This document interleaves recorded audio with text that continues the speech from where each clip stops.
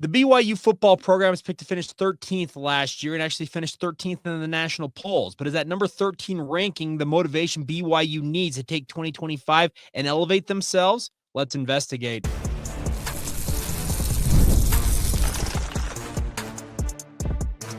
You are Locked On Cougars, your daily podcast on the BYU Cougars. Part of the Locked On Podcast Network, your team every day. What's up, everybody? I'm Jake Hatch, your host here on Locked On Cougars, resident BYU insider. Thank you for making Locked On Cougars your first listen today. More importantly, thank you to all of you who are everydayers with us right here on your original daily podcast focused on the BYU Cougars. Let's dive right in on today's show and let's talk about BYU football finishing 13th in the national polls. Then we'll talk a little bit about BYU special teams as our look back and look ahead for that unit. Has a lot to be confident in for the BYU football program. And then we'll finish off today's show with a look back at BYU and Colorado in hoops last night. All right. Many of you saw this. If you did not, BYU was ranked 13th in the final AP poll that was released yesterday by the national pollsters out there. Now, it's a very, very lofty ranking to finish with for BYU, considering they went into the bowl season ranked 17th. I think many of us recall this in the college football playoff rankings, etc. They were down the list a bit. But by virtue of their absolute demolition of the Colorado Buffaloes, I think the national media paid a little more attention to BYU and rewarded them with a 13th place finish. But I think this is exactly what BYU needs to push 2025 and get even more motivated for it, because if you look at those rankings, guess who checks in at number 12? Some school named SMU. Oh, wait, did BYU beat SMU? Oh, yes, they did. For the life of me, I will never get the fact that the national media has allowed, and that includes the College Football Playoff Committee, to forget seemingly that BYU went to SMU, did not play a neutral site. They went to Dallas or Highland Park, where SMU is located, and beat the Mustangs on their home turf. For the life of me, I don't get it, but BYU made absolute hay last year out of the disrespect card. Remember, they were picked 13th in the preseason Big 12 poll last year, and they used that as major motivation. Jake Retzloff, he was picked 16th out of 16 quarterbacks in the Big 12. He used that to motivate himself to help lead and propel BYU to an 11-2 season. I think the fact that BYU finishes the year 11-2 is outside the top 10 when most two-loss teams are firmly inside that top 10. And I think all of that can get BYU ready for this coming season. I think all of us, yours truly included, are excited to see what BYU can do in 2025, and for good reason. They have a very, very strong roster returning from a really, really good football team. But the disrespect, it continues for BYU. Whether that's a thing against BYU, the Big 12, I don't care what it is. But I know that BYU will take that, they'll internalize it, and they will use that to get themselves ready for this upcoming season. They are already in the midst of their offseason workouts. This time of year, it's a lot about strength gains, speed, all the different measurables that the strength staff covets for BYU players to improve upon. This is the time of year to improve on that. They'll get through this in, I think it's like an 8 to 10 week period. Then they'll get into spring camp. Then they'll get into summer workouts. And before too long, 220 days away from today, BYU will be back on the gridiron taking on Portland State. And I can guarantee you they will remember the fact that the national media held a win that BYU has over a head-to-head opponent in such contempt that they moved BYU behind SMU. I know that SMU made the college football playoff. I get all that, but I cannot wait for BYU to use that as the disrespect card to propel themselves into 2025. This is a really, really strong BYU football team, and they have a ton of pieces returning. If you haven't been paying attention, it looks very evident that Caleb Etienne, Maury Bamba, Darius Lassiter, they're all intent on looking like they're going to return to BYU, taking advantage of that junior college rule, the blanket waiver that was issued by the NCAA not that long ago. that fills major holes that BYU is having to prepare for if they return and they fill into where they are expected to. In the case of ETN, he reprises his role as BYU star left tackle. You have Darius Lassiter and Chase Roberts, your top tandem at wide receiver last year, back to running back again. Maury Bamba shores up the cornerback unit that was devoid of some of its top talent if he does return.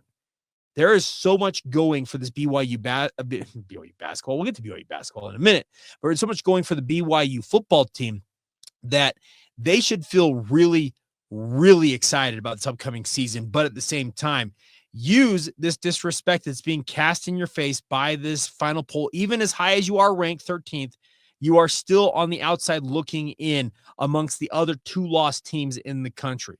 Is that a thing about BYU being snubbed by the national media, the college football playoff committee, whoever you want to include in that conversation? Is it something about the Big 12 that for whatever reason they just don't want this uppity conference, or what they perceive to be an uppity conference, to really get some juice behind it, some momentum behind it?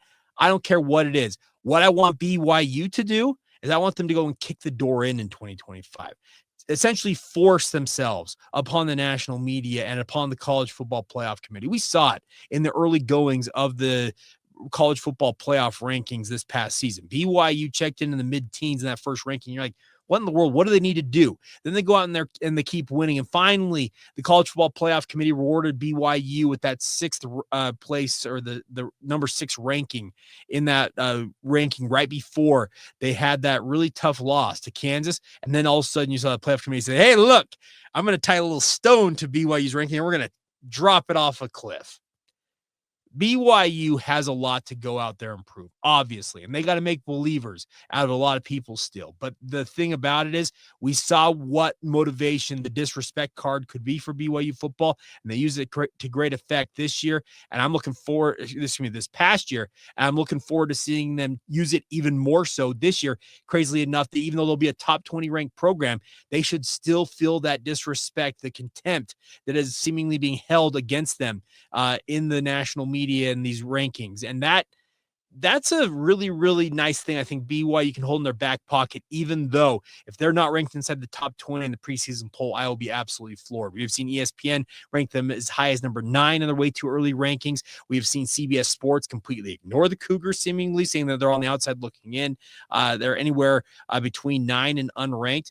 But I love the fact that BYU can use all of this to take what was a monumental, absolutely awesome season in 2024, and now they can parlay that into what hopefully will be an even better 2025. And if you're a Cougar fan out there, you should be very excited at that proposition, because this is a BYU team that they don't mind kicking butt and taking names. And I can assure you that there's going to be some bulletin board material that's going to be put up in that locker room about these rankings, and say, hey, look at what they did to us. Look at what they perceive us to be. Let's go out there, get back to work, and show them once again that we're not a program that's to be trifled with. We will kick your teeth in, and we'll show you what we're made of when we take it out on the field. All right, coming up here in just a minute, BYU special teams. A big part of BYU's success in 2024, and the nice part is, much like the rest of the BYU football roster, it returns almost entirely intact. That should be exciting for BYU, considering how good that overall unit was. What does the present and future look like for BYU on special teams? We'll delve into that next as our postmortem, or I don't call postmortems, our debriefings of BYU position groups for the 2024 season rolls on right here on Locked On Cougars. Today's show is brought to you by our friends over at Prize Picks. This message is brought to you by Prize Picks, the place to get real money sports action with over 10 million members and billions in winnings. Prize Picks has changed the game in daily fantasy sports, and whether it's the playoffs or the regular season, Prize Picks has made it easier than ever to win big, all while enjoying all the football action that you can handle. Of course, it's playoff time. There's no better way to get on the action with Prize Picks. All you got to do is you simply pick more or less on at least 2 players, and if your picks hit, you can win up to 1,000 times your cash. That's right, 1,000 times the amount of money you put up just by making a few simple picks with our friends at Prize Picks. So have some fun. And the best part is they have what they call the Prize Picks Flex Play, where you can still double your money even if one of your picks doesn't hit. So there's some insurance, I guess is the best way to call it. And with the app, you'll get your winnings fast, sometimes paid out in as little as 15 minutes. You don't have to sit there and wait and wonder when that money's going to show up. It can show up in literally minutes. So get ready to run your game this football season and download the app today and use the promo code LOCKEDONCollege with PrizePicks to get $50 instantly if you play your first $5 lineup. That's $50 just for playing a $5 lineup from your friends over at PrizePicks. Don't wait. Take your game to the next level with PrizePicks. Of course, it's all courtesy, once again, of our friends over at PrizePicks, where they like to say you can run your game. Thank you once again for bringing Locked On Cougars, your first listen of the day. Let's talk a little BYU special teams. A really, really monumental season in 2024 for BYU in the third phase of the game. They can get far too often overlooked in college football. A lot of people want to talk about offense and defense and the complementary style that those two play off of one another. But the crazy thing is BYU's complementary style that really propelled them to really, really high heights in 2024 does not happen without what BYU had on special teams. Of course, you had an All-American kick returner in Keelan Marion. He returns, and obviously he'll be a headliner. He'll be a preseason All-American on most national publications simply due to the fact that he's returning and he has proven production as a kick returner. Doesn't hurt. They also have a proven punt returner who's got multiple touchdowns to his credit as well in Parker Kingston. The two of them in the return game alone should strike fear in the hearts of BYU's opponents next year because both of them, once again, have multiple touchdowns, but more importantly, are a threat every time they touch the ball on special teams, in addition to being very, very good wide receivers for BYU. That doesn't even discount the fact that BYU had very steady long snapping this past year. And crazily enough, none of that returns next year, at least at the current time. You had a two-man tandem of Dalton Riggs, and then you also had Kenan not Kenan. I'm forgetting his name all of a sudden. Kenan Skidmore. Kenan Skidmore. I had to look it up. Who were splitting duties at long snapper. Well, Dalton Riggs hit the transfer portal. He is not going to return to BYU, it appears. And Skidmore is headed out into the mission field. We'll enter the last name Grimes, first name Garrison. Yes, that Grimes, Jeff Grimes' son, Garrison, who's been a standout long snapper for Baylor for the past 3 years. He transfers to BYU and comes closer to home where he played his high school ball at American Fork High School. So nice part is you slot in a guy who has got a lot of experience into that position. And that's really the only big question mark for BYU on the special teams was who's going to be the long snapper. Well, Garrison Grimes slides right in, and then you're good to go. Then let's go over to the actual two specialist positions for BYU on special teams. Number one, Will Ferrin. He has got a case to be all Big 12, All-American. He has got a big leg and has got a bunch of confidence behind his kicks. He made big kick after big kick this past year for BYU and showed the ability to make it look easy.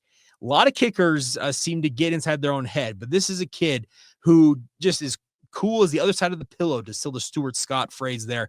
He does not get into his own head and showed that on the field this past year for BYU. And I don't think BYU is anywhere near where they were in 2024 without what Will Ferrin contributed for BYU. He's a local kid, comes out of northern Utah, but actually grew up for a long stretch of his childhood, actually in Orem, Utah, for those of you who were unaware. But for his season, 88.9% field goal percentage, 24 of 27, has a long of 54. He was 4 of 5 from kicks longer than 50 yards on the season.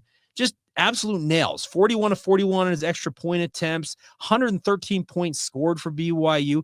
There is seemingly nothing that Will Ferrin can't do, and we may be looking at a guy who has an opportunity when it's all said and done to kick at the next level. Now, the NFL is a little finicky with kickers, but the leg that Will Ferrin shows, the poise, the accuracy, everything about his ability indicates that the best could still be yet to come for him as a kicker.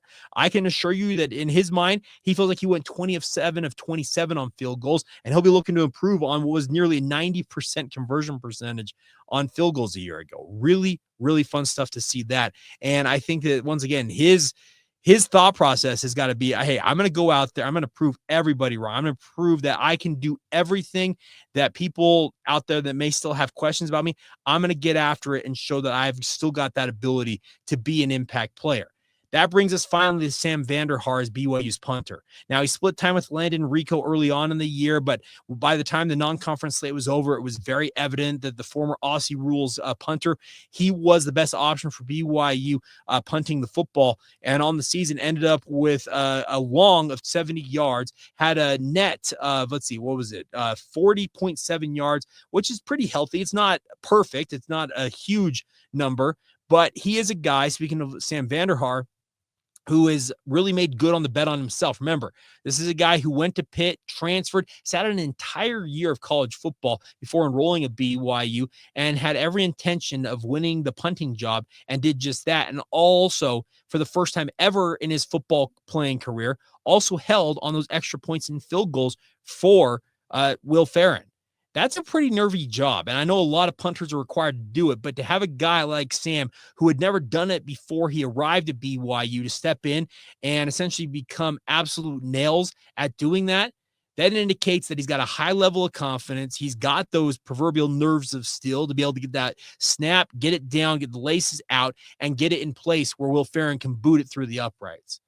The overall execution for BYU on special teams is nothing if not magnificent. And that doesn't preclude anything with regards to the coverage teams. They were very, very good this past year. Guys like Marcus McKenzie continue to be absolute aces when it comes to punt cover. They also have a lot of guys who take pride in being on the kickoff cover teams or return teams that don't get the plaudits that some of their teammates get, like the returners in Keelan Marion and Parker Kingston. But without guys blocking in front of them, they can't simply do what they do by themselves. You have to have everybody working in concert with one another. And that brings me to my final point.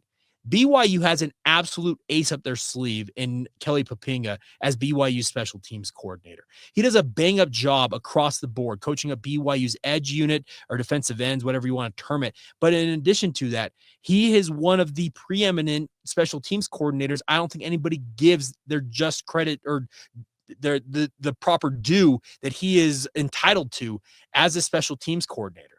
He is a guy who is absolutely intent on making special teams and a weapon for the BYU football program. And we all saw it this past year in 2024. Once again, the Cougars are nowhere near what they were at 11-2 without what BYU special teams provided throughout the year.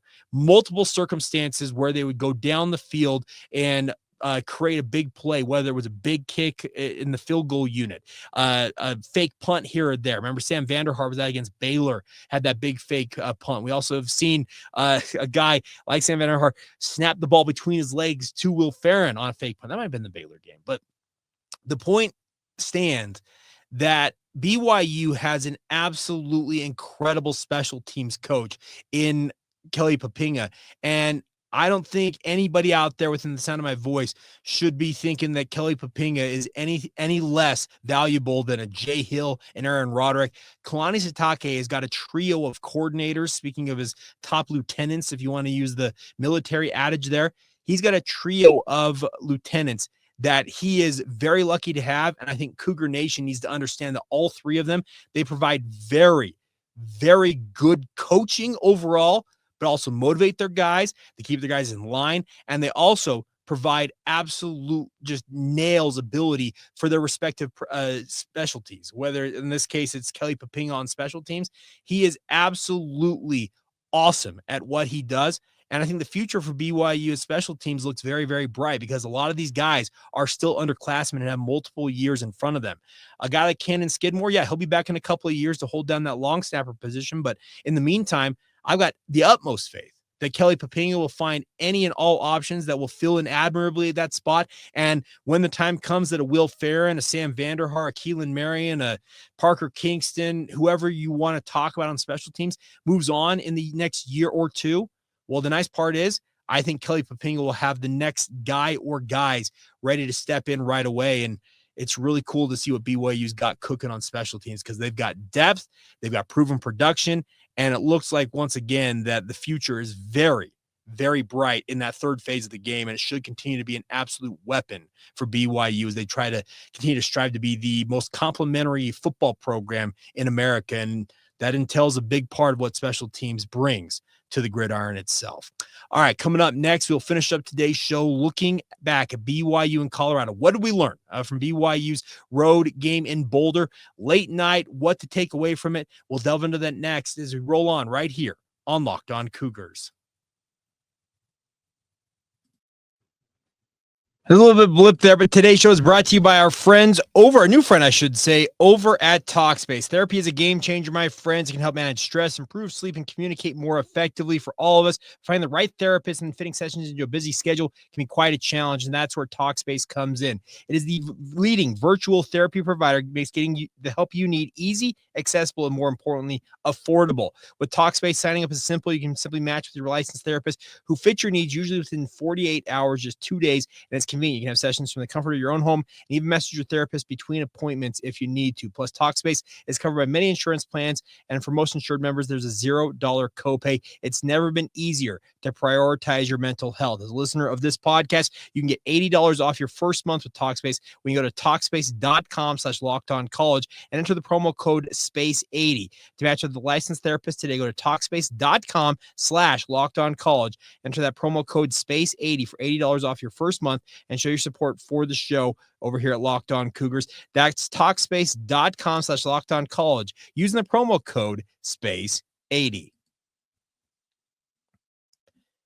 Thank you once again for making Locked On Cougars your first listen of the day. If you have not done so already, why are you not signed up for the Locked On Cougars Insider Group? I would encourage you guys to do so. It's a 2-week free trial, $5 a month beyond that to get inside scoop on all things BYU sports coming to your phone in the form of a text message. You can fire back with thoughts of your own. Obviously, have one-on-one conversations and would love for more of you to join us here as we get ready to really get into the heart of the offseason for football, but also have plenty of basketball talk as well. So join today, the Locked On Cougars Insider Group. All right.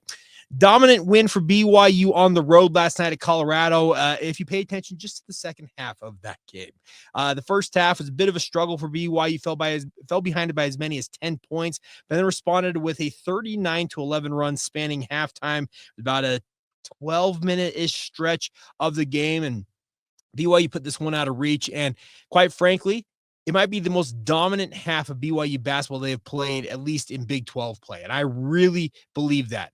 The other thing about this is I also wish it would have come against a better team than the Colorado Buffaloes, because they are now 0-7 in conference play. They are the literal dregs of the Big 12 conference. Alas, BYU still gets the W, and you will take that every single day. The nice part was you got contributions up and down the roster. Richie Saunders continues to be an absolute force for BYU offensively. I don't think there's any doubt about it now. He is BYU's best offensive weapon. The more chances they can get him looks with the ball in his hands or just setting him up to play his style of game, the more they should create that, because he has proven to be an absolutely offensive just dynamo for BYU basketball, and you're going to need that. Here's the thing. Think about where BYU basketball will be without the offensive punch that he has provided. They'd be pretty punchless, to use the expression, and you need a guy like that to find more opportunities in the lineup. Also, what I like to see about Yegor Demon, his shot is still not there, and I know that there's frustration with that because he's this hot shot prospect, perceived to be an NBA draft lottery selection. Here's the deal. He is still going to be a lottery selection if he enters the NBA draft. I will say that right now to anybody who's listening, and I will say it with a dead serious face. I'm serious about this. He is as good a playmaker as there is in the college game. Yes, his shot has not come around since he got injured against Providence, and I hope at some point it will. But even if it doesn't, his ability to set his teammates up and what he showed last night with his ability to pass off the dribble, attack all angles of the court, that is what NBA teams are salivating over, because he is 6'9". He's legit 6'9", playmaking swingman, point forward, whatever you want to term him. He is got an ability to absolutely bend the game of basketball. And the one thing I can tell you guys, having worked around NBA teams for quite some time, is that NBA teams always draft on potential, and potential is what Yegor Demon has in spades. And I'm not saying that he's going to leave, because obviously that's ultimately his decision if and when he decides to exit BYU. But what he showed against Colorado really intrigued, and I really liked what he put on tape in that game. I think it was Tom Crean, who was the analyst last night, was saying that there were 10 NBA teams that had scouts or other officials at that game to watch Yegor Demon. Add them to the dozens who have already visited Provo this season to get a look at him. He is getting scouted heavily, whether it's in practice, shoot-arounds, or in the games themselves. His tape is being broken down to a granular level. And his performance last night, yeah, even without the fact he had 8 points, 7 assists, like those aren't monster numbers, but anybody who watched what he did, especially kind of in that onslaught to start the second half, him teeing up Richie Saunders and Trevin Nell, and obviously that still and dunk he had himself, that shows the type of playmaking ability and just the overall prowess he has as a basketball player. And that is why NBA teams will gamble on Yegor Demon and believe that his shot will come in time, and they will work with him on that. I'd love for a shot to come around. I'd like to see him shooting the three at a high clip and really become an offensive force for BYU. But it's my sincere hope coming off this game against Colorado, it gives BYU some momentum. Now, Saturday night, they have Cincinnati coming to town. The Bearcats are on a little bit of run of their own. They're now, I think, 2-4. Are they 2-5 in conference? They were 0 for a stretch there. I think they were 0-4 to start conference play. So a big opportunity to go 2-0 on the week. And for BYU sitting at 3-4 in conference now, a chance to get back to 500 in league play would be absolutely awesome for BYU. Because as I mentioned yesterday on the podcast, after these first 8 games of Big 12 play for BYU, Gregory put it out there. In the final 12 games of BYU's conference slate, 10 of the 12 are quad 1 games, whether it's on the road or at home. BYU is going to have just absolutely tough matchup after tough matchup, and you got to build some momentum now. What Yegor Demon did against Colorado is replicable, that means the BYU is going to be even better than they were. Richie Saunders continues to score at a high clip. You get contributions from across the roster, whether it's a Cannon Catchings, Mihajlo Bošković, doesn't matter who it is. Any and all contributions would be a boon to BYU's chances in the Big 12 conference. And that part of it is what BYU needs to get going here. This is a team that still looks like it is coalescing around one another, but come February, that's when the proverbial pedal has to hit the metal, and you've really got to push if you're going to make a push at the NCAA tournament. It's not out of the realm of possibility that BYU can still finish conference play 10-10, heck, maybe even 11-9. And if they get to that mark, there's a pretty darn good opportunity darn good chance BYU is going to find themselves playing in the NCAA tournament. Now, it may not be as high a seed as they had last year, obviously, finishing 5th in the conference. But if you're 7th, 8th place, middle of the conference, come the end of the conference race, yeah, that's NCAA tournament caliber material. And you will have had, based on what the projections are of the quad 1 variety games down the stretch, you get to 500 and you very well have earned your way into the NCAA tournament, in my opinion. I think that would absolutely show that BYU has got some mettle to them. They have proven that they have come around, because this is a team that looks lost, absolutely lost for stretches of this Big 12 slate to date. But hopefully this Colorado win can help them kind of just, like I said, coalesce around one another and say, this is how we need to play. We need to play with this same amount of force. If they can play what they did that second half in particular against Colorado, that can be an every 20-minute performance. That's a BYU team that could do some real damage in the stretch run of Big 12 play. But once again, that's Colorado. That's an 0-for team when it comes to Big 12 play. Cincinnati's the next test. They're a step up a little bit, but then it gets really real. Baylor coming to town on Tuesday and does not get any easier beyond that. All right. That is going to do it for almost made it through the entire show without coughing. Dang it. But nonetheless, thank you for all of your support of the podcast. Truly does mean the world to me that you guys enjoy it as much as you do. The thousands of you who download it, watch it, however you consume it. Please continue to subscribe if you have not done so already. Rate and review the show, like this show, share with your family and friends. Tell them, hey, this is a daily podcast with BYU material for them. But anything you guys can do to support the show is appreciated. And as always, thank you for making Locked On Cougars your first listen of the day. And also, thank you for being everydayers with us right here on the Locked On Cougars podcast.